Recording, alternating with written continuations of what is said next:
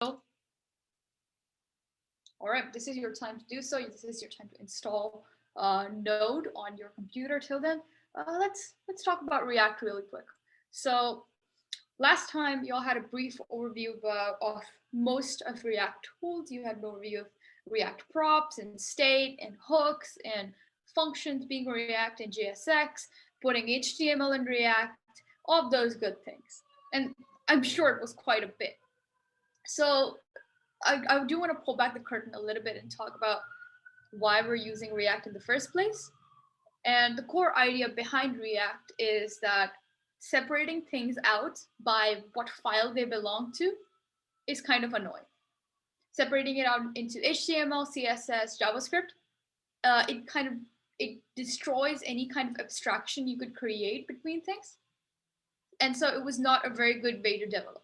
You can imagine something like Facebook written in pure HTML, CSS, JavaScript would just be a gigantic million-line file or something like that. And that gets out of hand and it gets a little bit annoying really fast. So we decided to come up with a solution for that. The solution for that being, what if you could take HTML and CSS and shove it into your JavaScript and just use that as your main solution? That's the core idea behind React, taking HTML, CSS, putting that in JavaScript, and then behind the scene, React goes in and renders everything to make it work. We don't have to worry about how, but React takes HTML, CSS and puts it in JavaScript. And that's what we'll see through Create React app as well, something we'll be using in just a second. All right, I'm going to start marching ahead with this. If you wish to do so, feel free to code along. Otherwise, have fun with the Vue experience. We're going to use npx to use this Create React app tool and create a React app in the folder called wdb.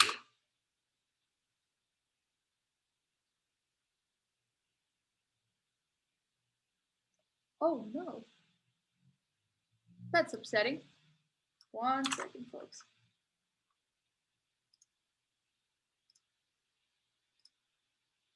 npx not working is very strange.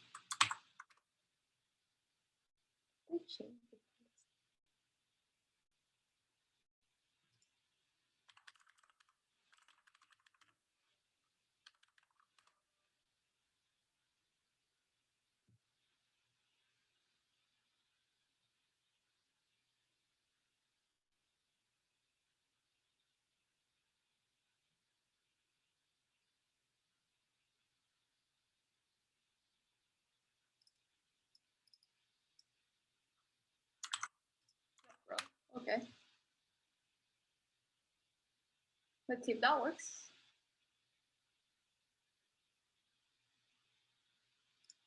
Oh. Oh,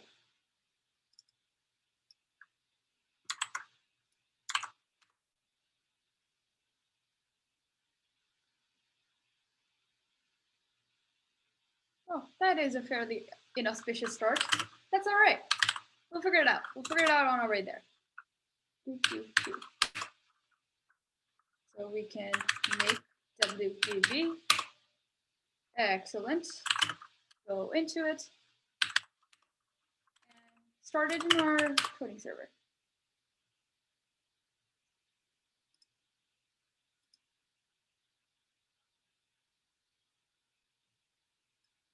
All right. I'm using VS Code. As always, feel free to use whatever coding editor you'd like. It doesn't matter at all. All right.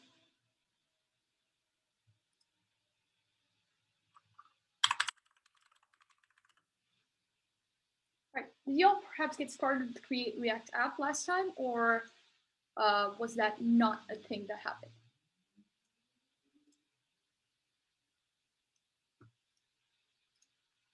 I think I remember that we did that. We did create React. All right. Awesome.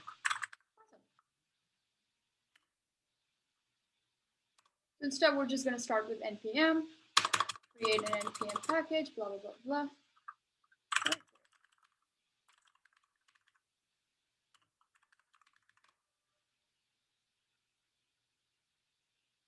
Aha, there we go.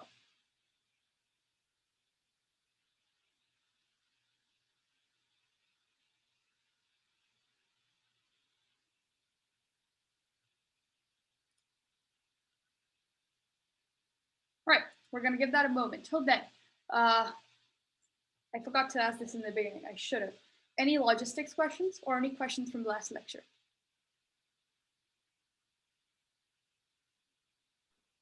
This is sort of a logistics question. It's just like, I'm not sure which branch I'm actually supposed to be in. I just did both. I just like attended the back end one last time, but I didn't actually receive an assignment. Yeah. So Did worth for you to check that? Did Alex perhaps message you? No, I just checked. It doesn't seem like he messaged me, so I sent him a message just then. Perfect. I'll also ask him. Have you filled out the form? Yeah, I think so. I'm pretty sure I did. Yeah. Ooh, in that case, it's just some logistical error. Okay, I'm no super worries. sorry about that. I'll clarify it right after this lecture. Awesome. Any other questions? Does it always take like a long time to load? Yes. Yes. Okay. That's a really interesting question. There's a reason behind that. It's because React is based on two other packages, one called Babel and the other one called Webpack. And those are probably the two biggest packages you could put into your website. So React doing them both on the back end takes a lot of effort and a lot of time on its end.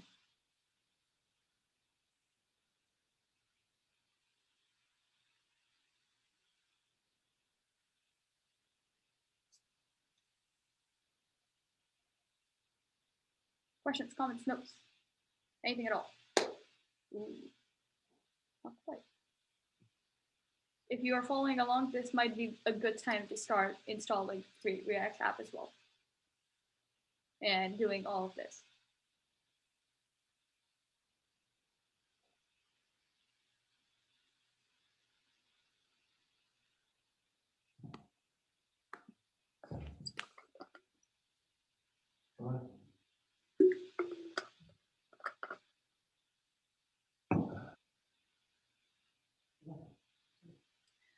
Did anyone have the time to do the Tic-Tac-Toe demo, perhaps, or Tic-Tac-Toe tutorial?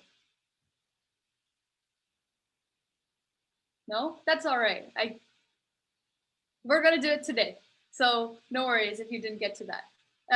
It is a very good tutorial, and it does teach React better than mostly anyone is able to. So if you do get the time in the next couple of weeks or this week or any time else, there we go. Do take a moment to take a look at it. All right.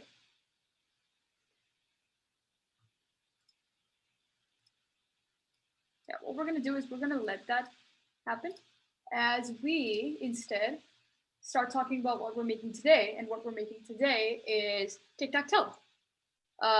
It's going to be kind of fun, hopefully.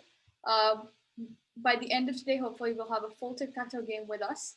But to do so, we have to start with some code to begin with. And what we're going to do right now is we're going to put it in here as well. All of that is available on the Notion, the WDB Notion that you should have access to. So feel free to go there and use that as well. Okay, enough waiting around. We are getting straight into it. Get ready, this is gonna go fast. Hopefully. All right, let's begin with the CSS. Create React app gives you just the tiniest amount of CSS that it can, which is some CSS for the body and some CSS for the code. We are going to replace this with a bunch of CSS that we do not need to understand, though you may want to spend some time and figure it out as well. This is all CSS for our Tic-Tac-Toe that is already given to us. We'll just assume that it makes things pretty for us, even though we do not need things to look good for this. Another thing that we'll do is we'll start with a little bit of skeleton for our index.js file. If you remember from last week, our index.js file here simply renders app.js. We're going to change that just the tiniest bit to make it more convenient for us, what we're doing in Create React App. All right. Questions as we're going down this path and doing this? Wait, what did you add to the index.js? Or like what code did you add? Nothing yet, but we're going to add it in just a second. Okay, cool. Okay. What we're basically going to do is we're going to completely ignore app.js and we're just going to use index.js. All in one file. Arushi, could you repeat again where you got the CSS code from? Yes, both the CSS and the JavaScript are available on the Notion under React 1. Okay, thanks. They're both, what do you call those things? Code pens, and you can pull the code into your project if you are following along. All right, so we have a big chunk of code right now.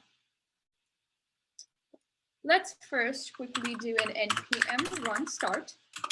What this does is that it starts a live server for us to be able to keep track of what's happening.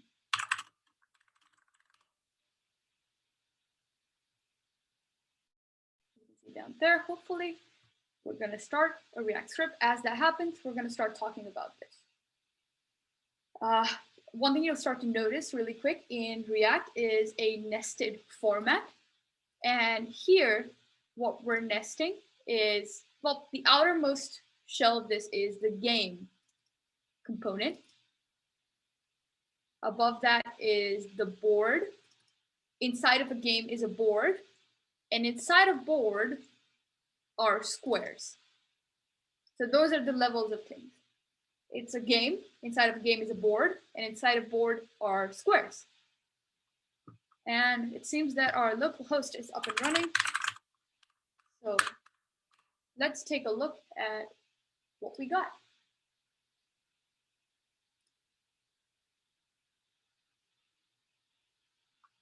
It's taking a sweet time, so we're not going to take a look at what we got right here. All right. Wait, So, did you type into the terminal to get the development service started?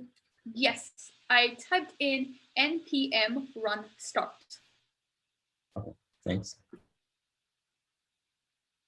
right. So from a flashback to the last time, we started with functions and React hooks. This tutorial is based on class components. We're going to completely erase those as we go through this step by step. All right. So let's change this back to a more familiar format. Every React component we can describe as a function.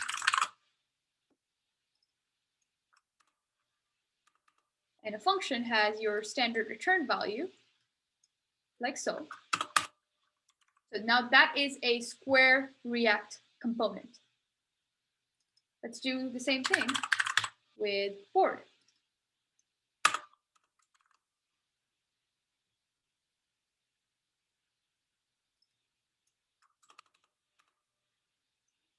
The reason we're doing this is because a lot of this is just outdated syntax, and it's better practice to change it up to this kind of syntax. All right.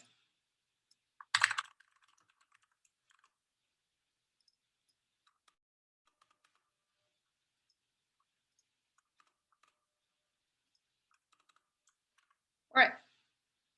So we're hopefully what seems like a little bit of a familiar place to a few of you right now. There we have functions, which are React components. They return some sort of HTML and JavaScript mixture known to us as JSX, and that JSX is rendered in such a fashion on our screens. All right, questions?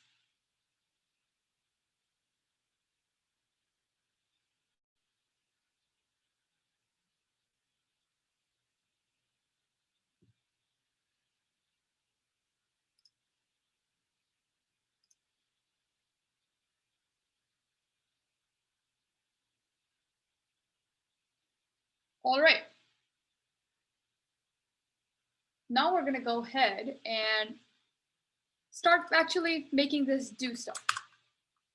So our biggest problem with our current system is it doesn't do anything.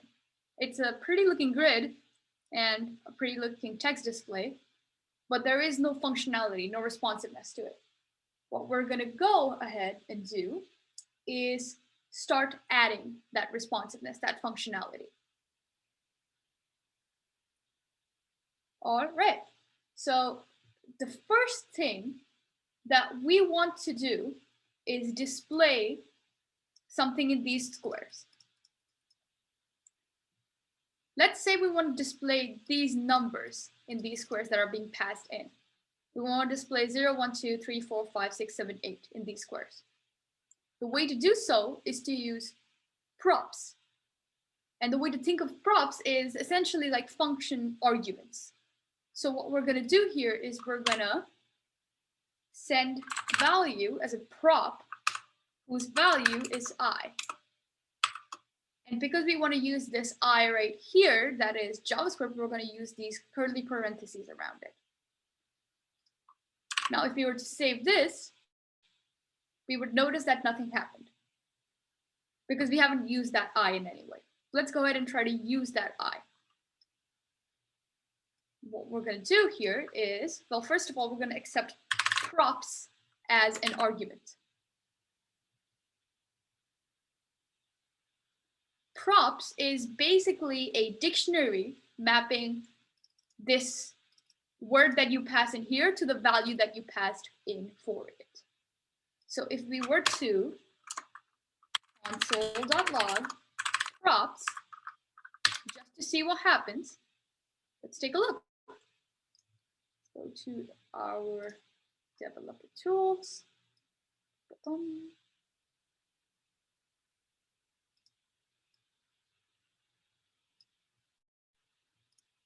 Save this, reload it.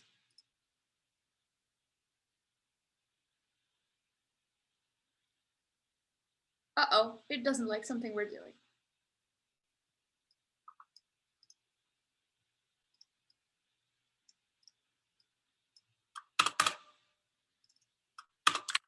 That's all right, let's take a couple steps back.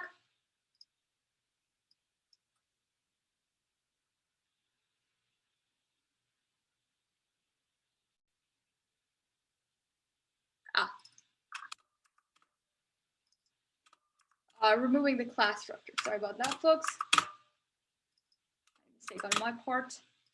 I'm gonna remove all the thises that are floating around here.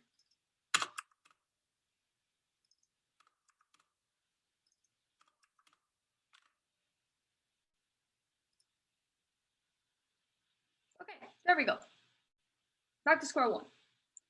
And now we can add back that props, which should currently do nothing at all. There we go. And now let's go ahead and stubbornly do a console.log props. What we're trying to do is we're going to log the props somewhere so that we can see what's happening.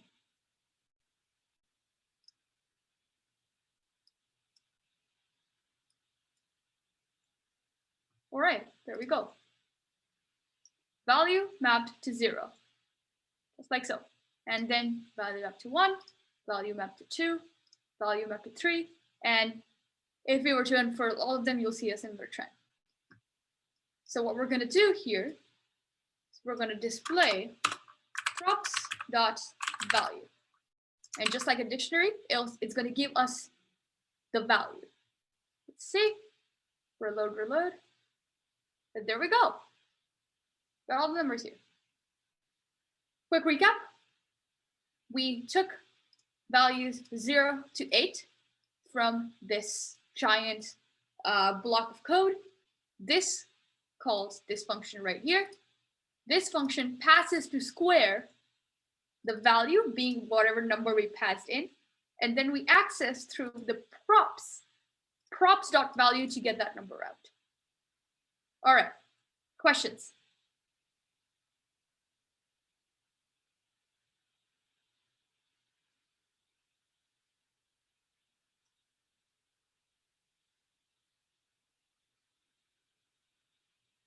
Can you just go over like the square tag in the return and like line 18? Right, 18 here. Mm-hmm. Absolutely.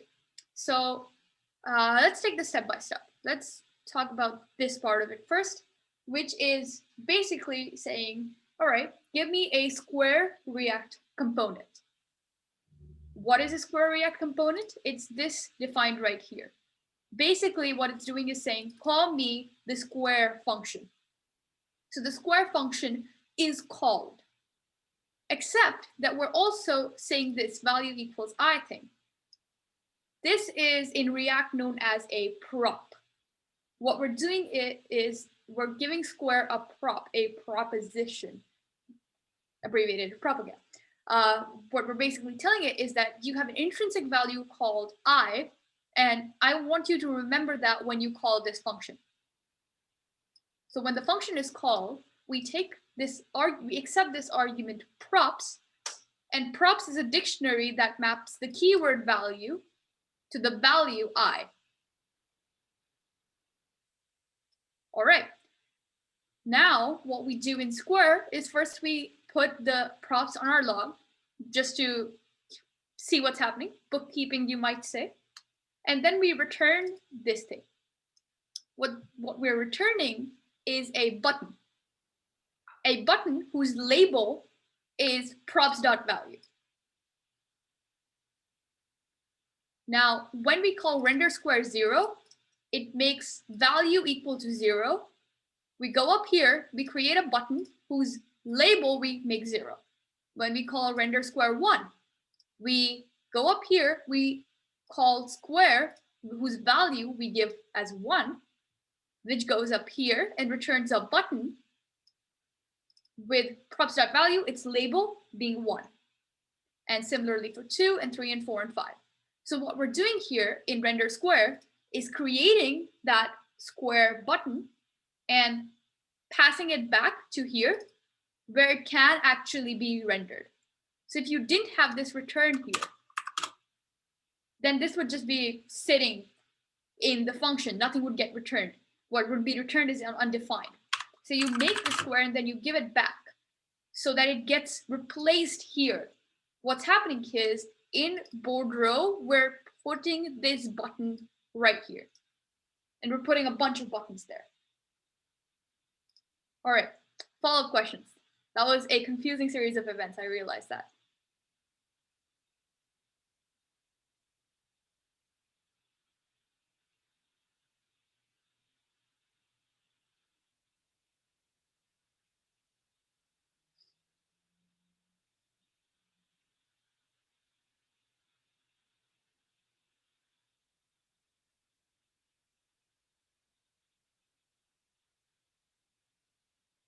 Okay, in that case, let's keep going.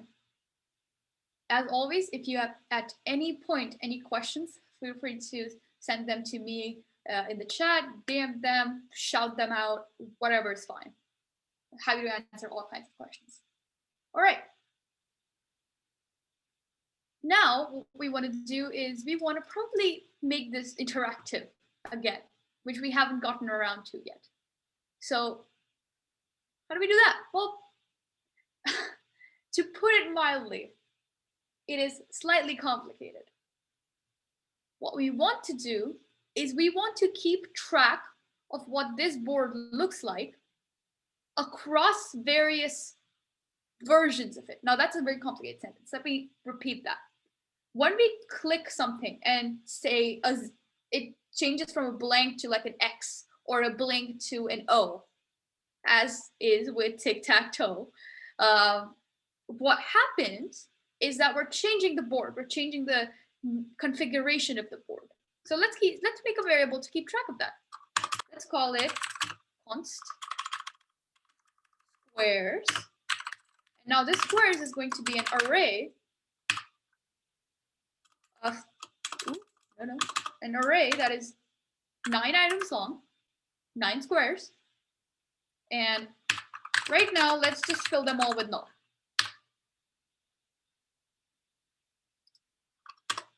All right. Questions?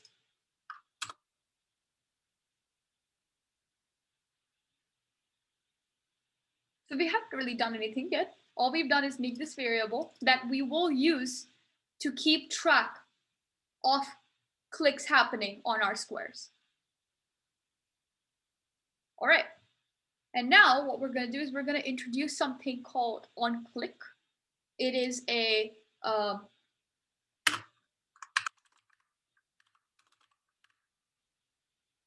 it is a prop for the default button. It is just something the button has. And what onClick does is that it takes a function, and with the function, you can make it do something. So right now we've made some pretty simple functionality such that when this is clicked, well, that's not yet. Let's try that again.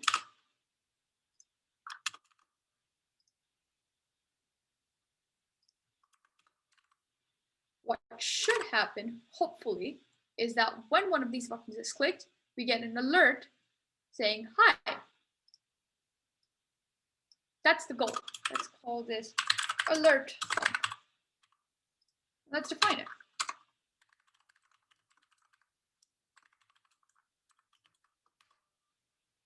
What alert func does is that it simply says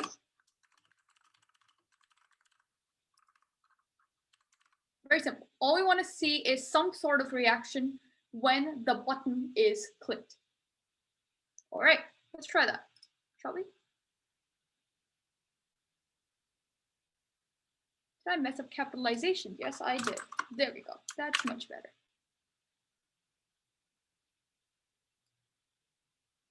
Whoa.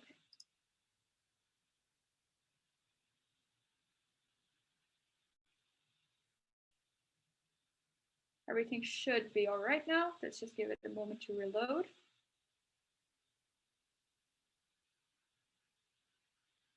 Aha, there we go.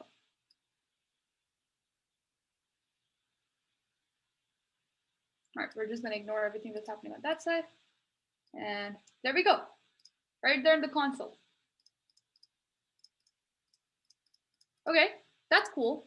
Can we do something more? Let's try it, shall we? Instead, let's give alert func an argument itself called I. And instead of just saying, hey, I've been alerted, let's try to make it realize where it has been alerted.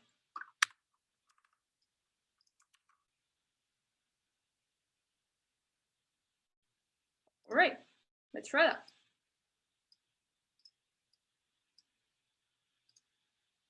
I have been alerted at 1. Let's try to click 7. What? Aha, there we go.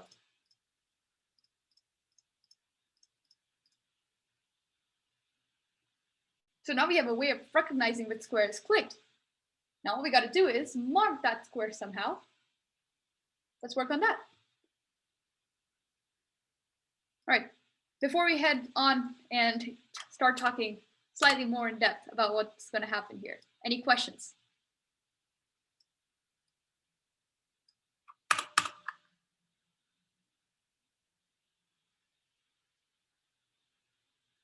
All right.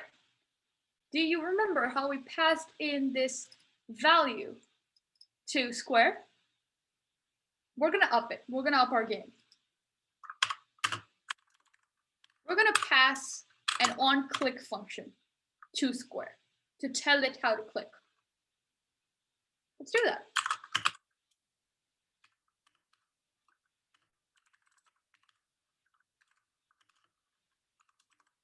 Let's just say wherever we get a click, give me an I.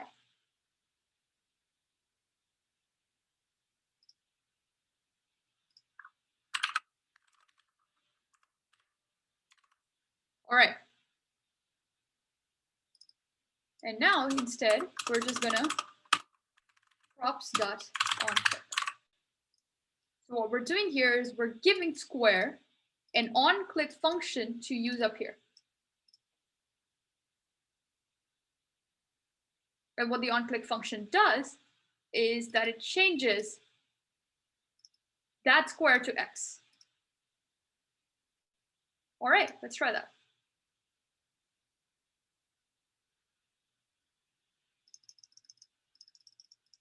Uh-oh.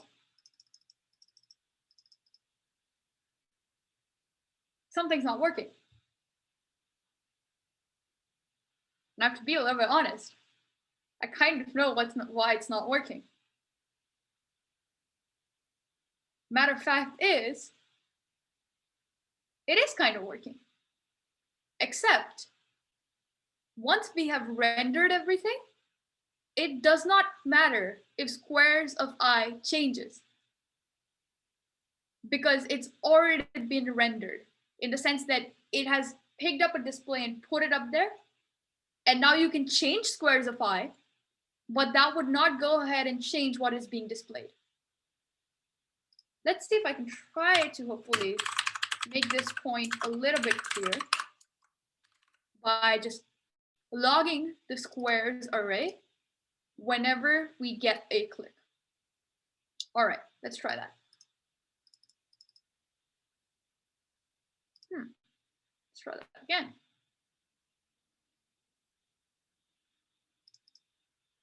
Aha, there we go. Notice how our x's do happen to start popping up in our squares array. The squares array is getting updated. It's all x's now, in fact. But the display is not changing because it has already been rendered onto your screen. We have to ask React somehow to re-render the screen every time the value changes. And therein lies the problem. If everything gets re-rendered, the squares get redefined to be null, and we lose any kind of memory we had. So imagine here we say, okay, React, go ahead and re-render everything, please. It says, all right, let me rerun all of these functions for you. And square again becomes null. And we've lost the x that we had put in there because squares, all of the squares again became blank. So what essentially we're struggling with here is React has no memory. It can't remember things across renders, but we have to render to see things. It's a little bit of a catch-22. The way to resolve that catch-22 is a clever little thing React calls state. And the way we're going to interact with state is with state hooks. Now, the reason that we went from that class structure to this function structure is because of these hooks. These hooks are a new introduction in React, newish. It was from 2016. Technology moves slowly, believe it or not. However, these hooks are very convenient because they make it very easy to do these memory across render activities. This memory across render, henceforth, I will call state. Okay, so let's go ahead and try to build this idea of state. To do so, first we have to talk about hooks. Ooh, the way we do hooks is a unique format. Here's how it goes. You create an array or two values. The first one being the variable you want to keep track of. Here, that would be squared. And the second one will have a function that sets that variable. Second part is a little bit more complicated. We'll get to it. And then simply use state to use it. Passing in default value or starting value for variable in here. All right, let's do an example. Const. We want to keep track of squares. What sets squares? A function called setSquares. Use state. And what is our default value? Bada bing, bada boom. That's our default value. All right, this is a React hook. Hook. And I just used the wrong style of comment. There we go. React hook. So now what has happened here, just in the beginning, is that squares has been set to this again. That's all that has happened. What we want to do now is make things a little bit more complicated. Let's remove this because we have defined squares now. The only change we want to make here is surprisingly simple. Whenever we change squares and we want to update things, we set squares and we give it the new squares.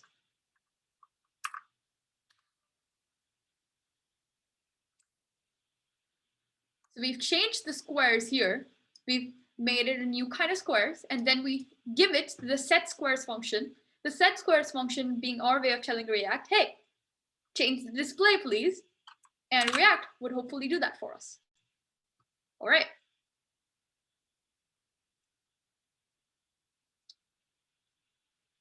I misspelled square somewhere to begin with. Let's fix that. And it says that I do not have a React hook. Aha, my apologies. I completely forgot.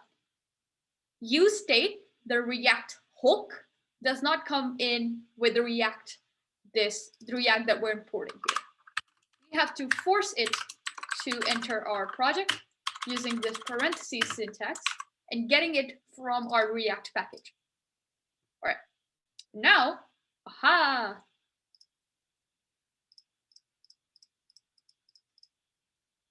Oh no, sadness. It did not update.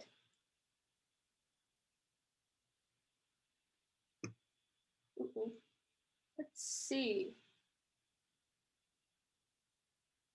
What did we miss? Let's find out.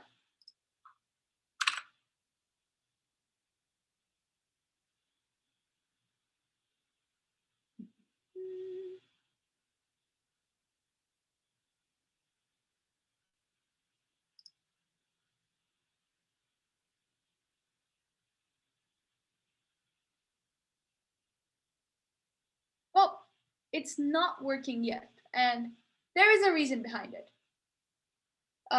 The reason is weirdly complicated. It's that we're changing what we're trying to set, and React doesn't like that at all. So what we instead have to do is a little bit more complicated. And I keep saying that because a lot of it is true. Instead of just changing squares, you gotta make a copy.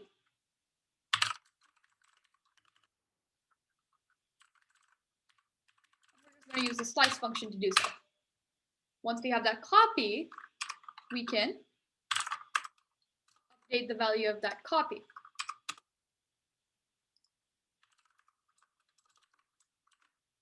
And then we can set squares. Why is this? It has actually a very interesting history. React developers thought that React users will forget to use set squares because most developers are little dum-dums. No offense to us, we're smart, but we're also sometimes a little bit stupid like that. So instead, what they forced us to do was make a new variable, so then you'd remember to set it whenever needed. And now let's try that, shall we? Reload, and moment of truth. Aha! Congratulations to all the X's appearing on our screen right now. Excellent. All right, that was a lot. Questions?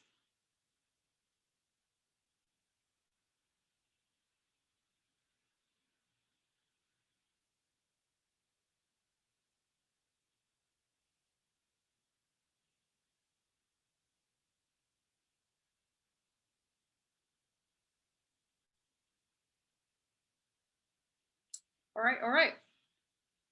I'll still hold for a sec for questions because I'm not certain that everyone got that. But we have now learned the two big things that make up React. Props and state. That's all you really need to have a mastery of React. And from here on out, it's slowly practicing these two concepts. But everything big that needed to be introduced, we've done. You could not attend the next React lectures and you'll be fine. Do attend them, it's interesting material. But this is all you need to make any project you want. On that note, let's continue, shall we? before I do jump into the next half of this, one last call for any questions.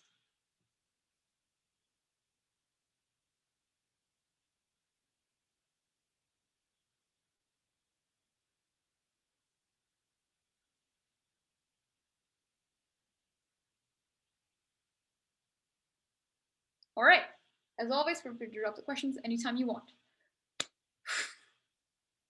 There's a problem with this game.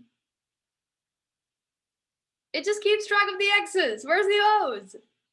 That's not how tic-tac-toe works. So let's figure out how to make the O's work.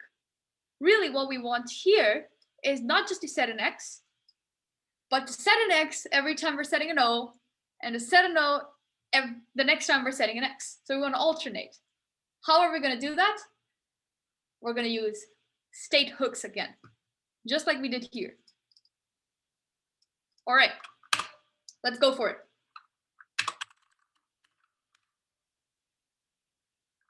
Let's call it player and set player. Use state, and we're going to start with the player being X. All right. Everyone on board? I certainly hope so. Now, whenever a button is clicked, we know that it is player playing. So what we're going to do is we're going to set player. All right. Let's try that, shall we? Bum.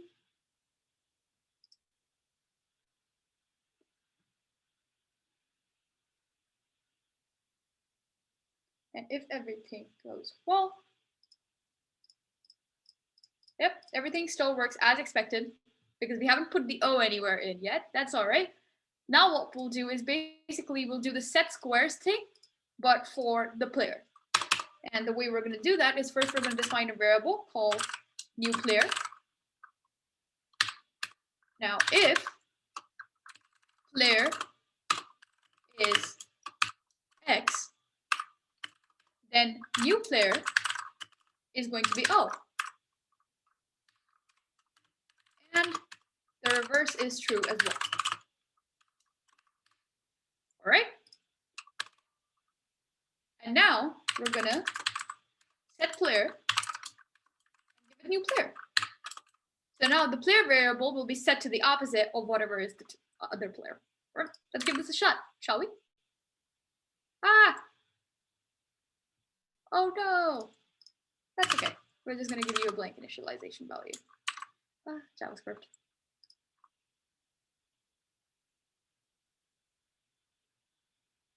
Moment of truth, folks. Let's see. Oh no! Ah, that's fully on me. We should make this a let because we're changing the value. If you were to do this in one line using ternary operators, you would not have this problem. I just wanted to make it more clear to read.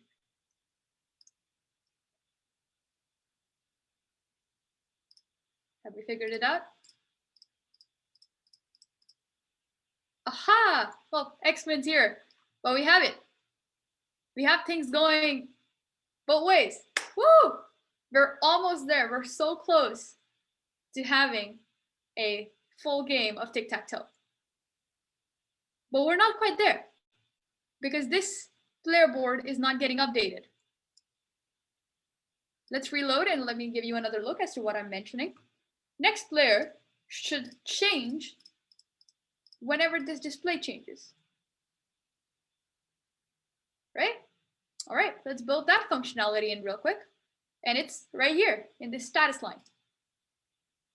In fact, we're going to make it extremely simple to do this by first taking the status line and putting it under our player declaration. And then using some fancy JavaScript, using these backticks, what the backticks allow us to do is put JavaScript inside of strings by using this format. And we're going to put player inside of here. So the next player displays the variable player. All right, let's see what happens. Is it going to work? Ha! Would you look at that? The player is changing. All right. Questions?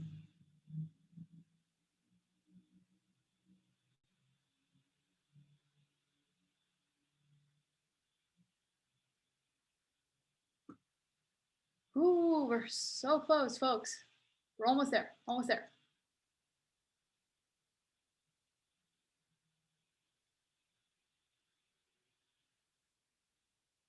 Well, Could you explain we're the almost there. Yeah, I'm sorry, go for it. explain the backticks again? Like the putting Oh, the yeah. I'm very sorry. I should have realized that y'all have maybe not seen that format yet. Let's talk about these backticks. They're very cool. You should use them very, very often. I like them a lot. Call a variable experiment. What we're going to do is we're going to use the standard double quotes. Next player. And the way you do it usually is something like this. And then you would add another plus is ready to play, blah, blah. And that's kind of an ugly format. You don't want to write things like that. Even with single quotes, you would have to do the same thing where you add a plus sign, you concatenate things together. Very annoying. So what JavaScript introduced was these backticks. If you were to just use them as strings, they would do nothing. They're simply your quote marks. However, if you do want to use some sort of, let's say, JavaScript in them, you could use this syntax, the $sign followed by the curly parentheses, and anything you put in the curly parentheses would be treated as JavaScript, rendered, and then reverted to a string. So 1 + 2 + 1 + 1, what is that? That's a 5. Let's see what happens. Well, let's reload. Strings are 5. So what it does is it takes everything that is in these parentheses, treats it as JavaScript, changes it to its final value, whatever that may be, and then puts it back in the string.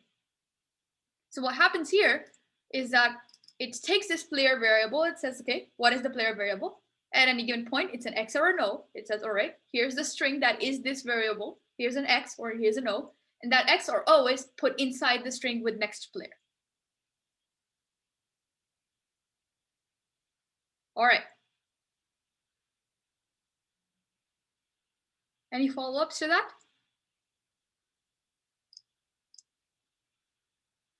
Excellent. Any other questions? Any comments? Any notes? Anything at all?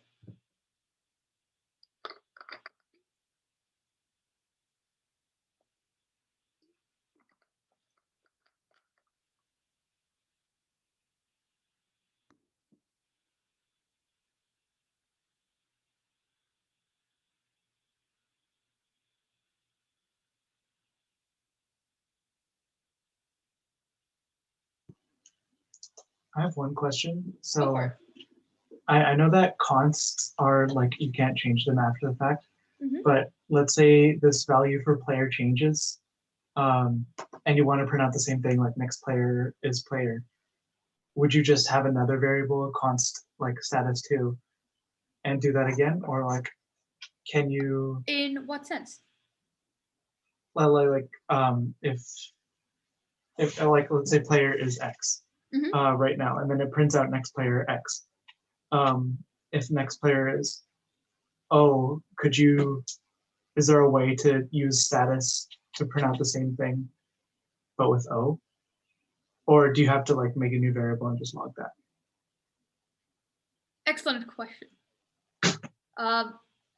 There's something very tricky going on behind the scenes with useState, in that the player variable for the first time is set as X, and then it's set as whatever you pass into setPlayer.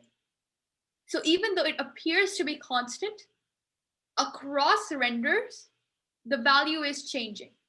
The value is changing to X and then O and then X and then O. Okay. So you just like, it's like you're running through the function again and again. Exactly. And use state Okay. does like the tricky things where it sets it to another value. So the constant, the trick behind the constant thing is that it is constant across one render. But when you render it again, everything is done basically brand new. Basically, the entire like file is run again. So it's another constant. Yeah. Love it. Questions?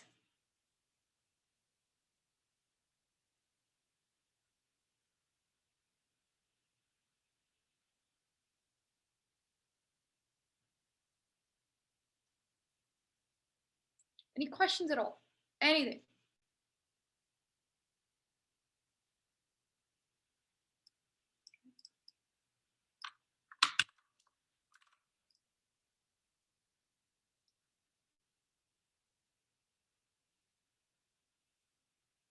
All right. We have a little bit of time. So let me add a problem to this. Let's say our player moves X. Uh-oh. That's not quite how tic-tac-toe is supposed to work. You can't replace someone else's value. That would break the game. So how do we fix this? Any guesses?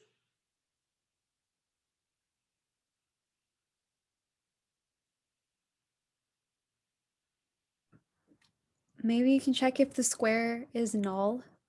Square I is null. Perfect. Exactly. So what we want to do is whenever a click happens, if square of I is null, then there is a point to doing any of this changing nonsense. Otherwise, there is no need to change the squares and there is no need to change the player because the player has to make a valid move at some point. So don't change the player. And the click has to not register at all. So don't change the squares. All right. Let's see if that changes anything. Boom. Oh no, it works. And now, incredibly, we have a fully working tic-tac-toe board. What's left? Well, we probably do want to declare a winner at some given point. Otherwise, it's not much of a game. To do so, we're gonna do a little bit of treachery. The logic behind declaring winners, I'm just gonna steal from the internet. Because this is not React, we're just gonna copy it off someone else. That's completely fine. Plagiarism is not a thing in web development. Don't tell anyone I said that. All right, so here's a function called calculate winner that takes in our array of 9 squares and does some interesting fancy computation nonsense on them. If we have 1, it returns to us the name of the winner. Otherwise, if no one has won yet, it just gives us null. So if X has won the game, it'll return X. If O has won the game, it'll return O. If neither of them have won the game yet, it'll just return null. All right, let's try to incorporate this into our web of craziness. Where will it go? Well, let's just put it next to our status. Makes sense, kind of. We're gonna declare a winner variable that's gonna do a calculate winner logarithm every time we go ahead and try to do some boards. So we take the squares and we calculate the winner, like so. Now, if we have a winner,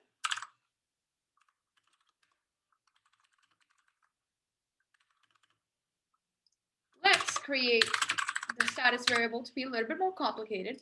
If we have a winner, status says winner is winner.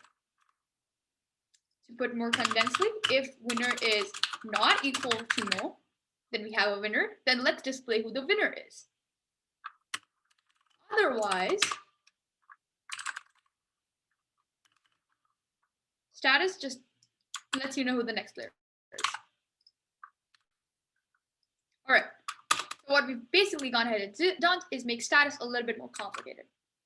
Let's see if this works out, shall we? Oh man, exciting times playing with myself. Aha! We got a winner! Woo! And now our game is as close to complete as it could be. We are nearing the finish line. It is in view. So I'm gonna try it out to all of you. What's left? Does the game continue after there's a winner? Oh, what an excellent question. Uh-oh. It does. And therein lies the problem. No more clicks should be allowed once the game is done. How is this possible? How do we do this? Question marks floating all around. All right. Any guesses?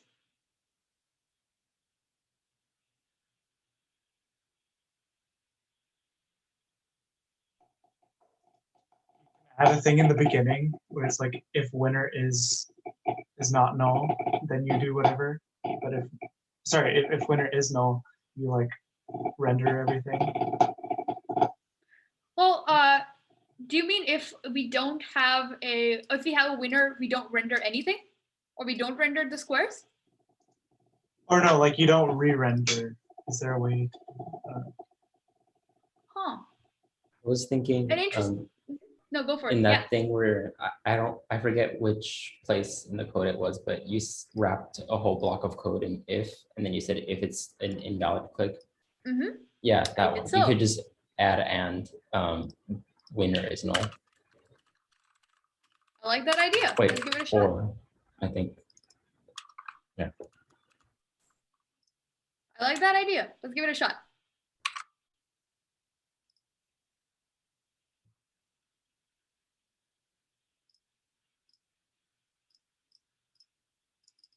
Uh-oh. Why is this happening? Well, let's try to figure that out. What we're gonna do is we're gonna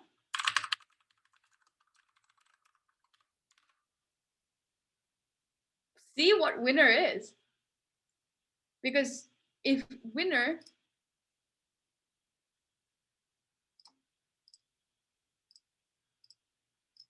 oh no, it's null every time. Tis madness. Why is this happening? So then if winner is not null, maybe?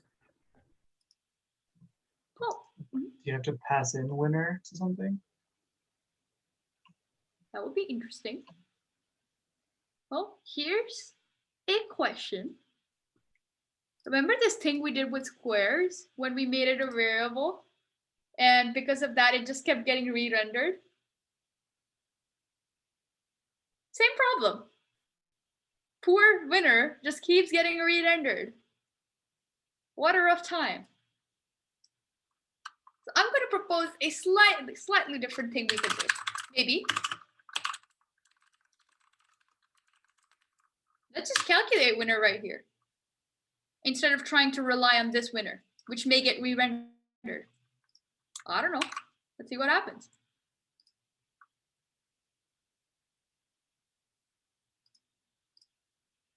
Oh.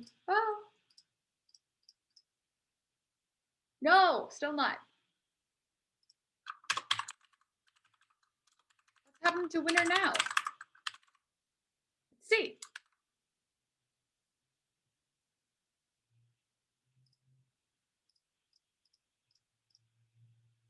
Oh. But the next time it runs through, it loses that winner. It does lose that winner. So maybe check the previous one.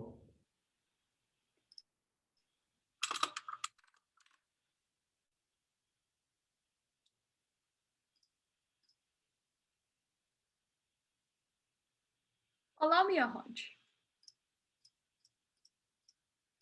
Ah, there we go. How many web developers does it take to screw in a light bulb? Ah, 1 coding and 6 on call. All right, that worked for us. Let's simplify things. Maybe we'd complicated it. Is this gonna work?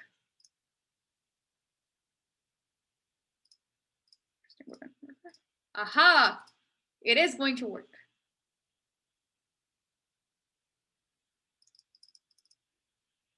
So now, having convinced ourselves that it does not work, we now realize that it did work.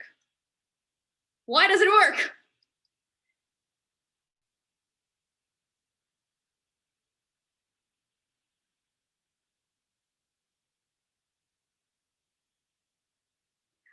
Welcome to the craziness that is React.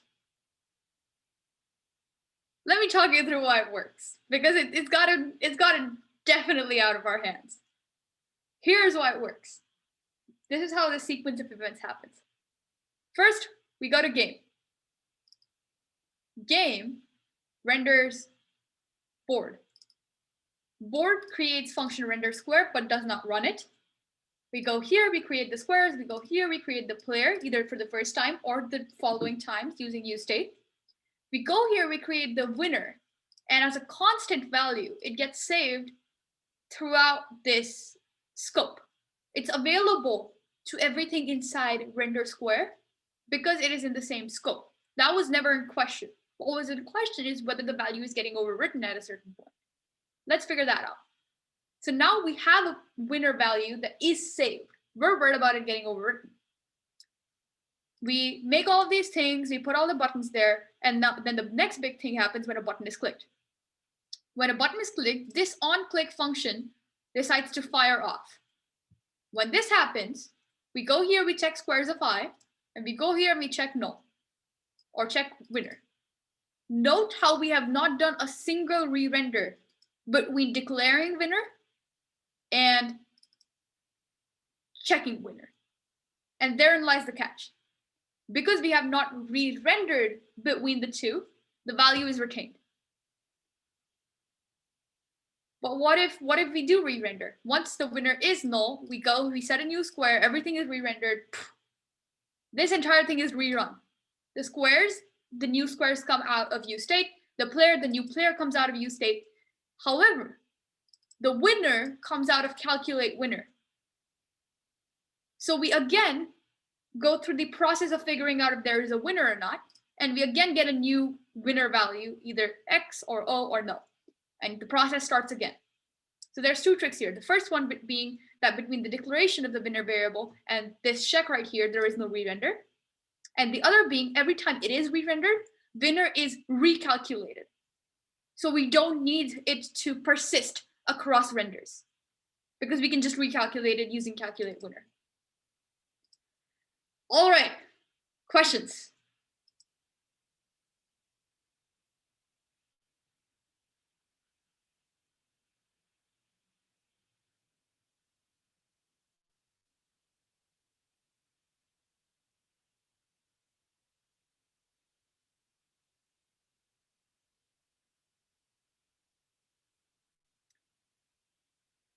And look at that, right in time.